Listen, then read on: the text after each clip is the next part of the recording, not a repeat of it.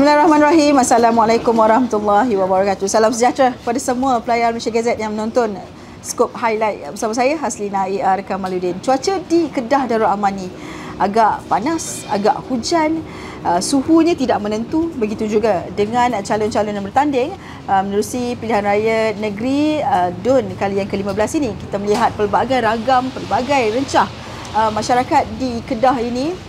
Namun menariknya di N26 Tanjung Dawai ini, kabarnya setiap kempen yang dilakukan oleh calon ini tidak mendapat sebarang reaksi. Marah tiada, suka tiada, benci pun tiada. Tanpa reaksi itu, bagaimana agaknya perjalanan kempen yang boleh dikatakan hanya tinggal beberapa hari ini boleh memberi jaminan kepada calon Barisan Nasional ini untuk meletakkan dirinya menandingi penyandang kerusi ini. Jom kita dapatkan beliau.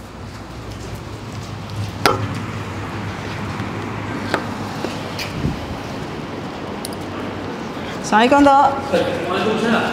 Okey, Tok. Saya Haslina dari Malaysia Gazette. Okey, Tok. Boleh kita pakai mic dulu. Okey.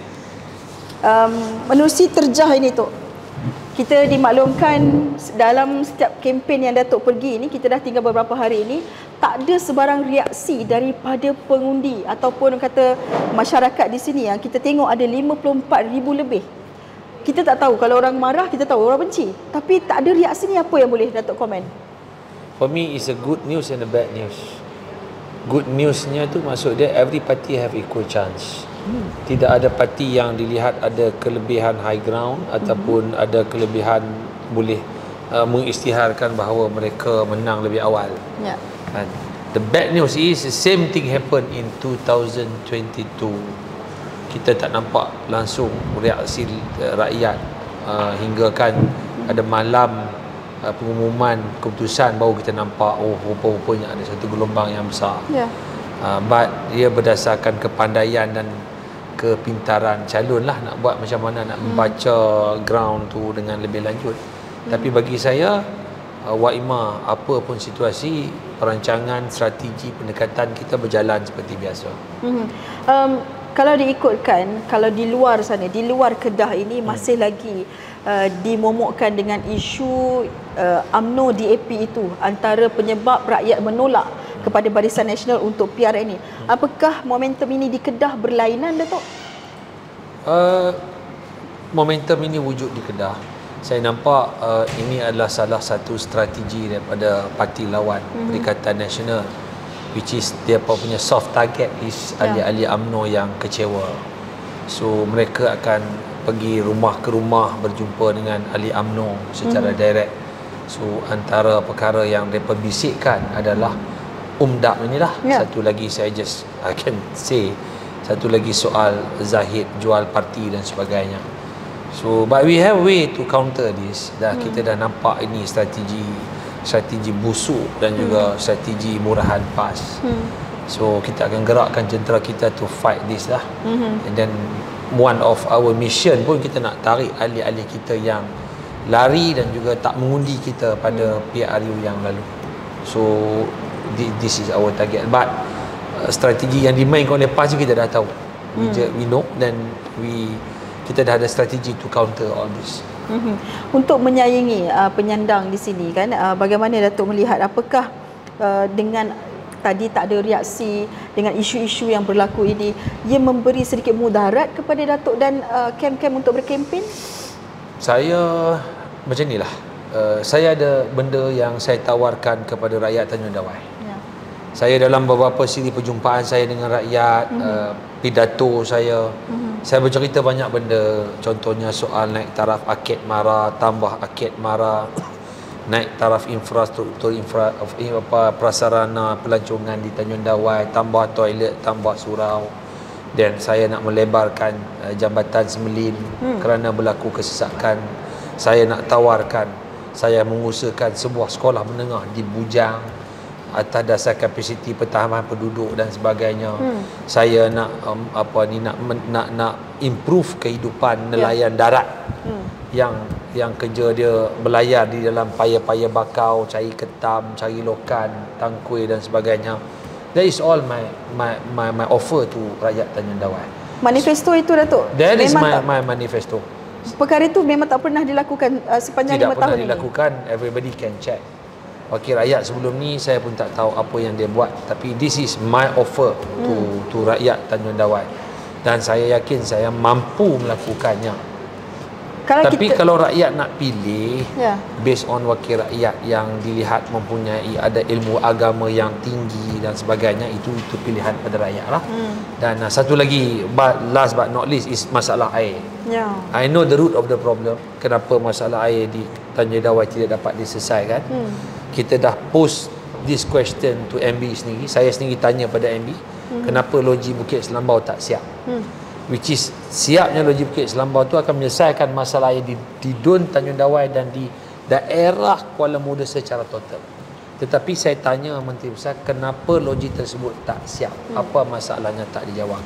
So bila 12 hari bulan, rakyat Tanjung Dawai pilih saya sebagai wakil rakyat, pilih kerajaan yang sama dengan kerajaan pusat, benda tu kita boleh selesai. Ada yang menyatakan bahawa kalau persekutuan dan negeri itu ada sinergi, ada kesinambungan, itu mudah untuk berkolaborasi untuk menyelesaikan masalah. Tetapi kalau pembangkang dan kerajaan itu agak sukar. Jadi mungkin kerana itu Datuk merasakan ini adalah kelebihan buat BN di sini untuk menawan hati rakyat. Sudah tentu. Sudah tentu. Kalau ditukar kerajaan negeri sama dengan kerajaan pusat, banyak nikmat pembangunan yang boleh dinikmati oleh rakyat Tanjung Dawai. Ini pilihan kepada rakyat Tanjung Dawai.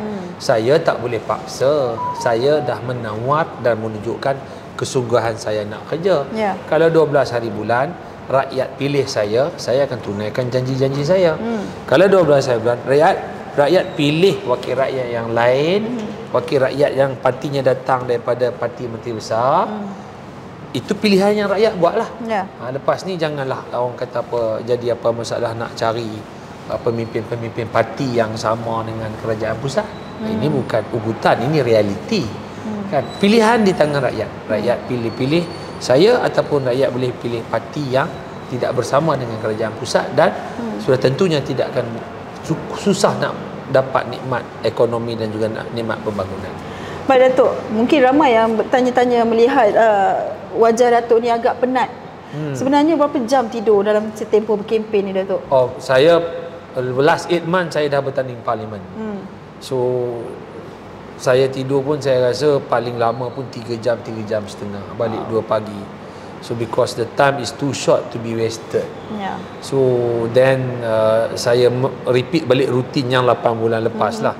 But I think the window opportunity is very very short. So saya yakin dan percaya saya kena do my level best walaupun tak cukup tidur lah. Itu biasa lah. Datuk bertanding pada PRU yang lepas, dan bagaimana Datuk melihat majoriti ataupun undi yang didapat itu berbanding sebelum-sebelum ini? Apakah dengan mungkin ada sedikit peningkatan atau pengurangan? Apa yang menjadi indikator kepada Datuk untuk meletakkan Tanjung Dawai ini kembali bersama dengan BN Datuk? Bagi saya macam berbalik kepada persoalan asas yang saya maklumkan sebelum ni. Rakyat don't have any reaction. So it is a good news and a bad news. So kalau nak kata sama ada saya boleh baca ataupun benda yang berlaku pada saya akan berlaku balik pada PRN kali ni, saya tak boleh nak cakap.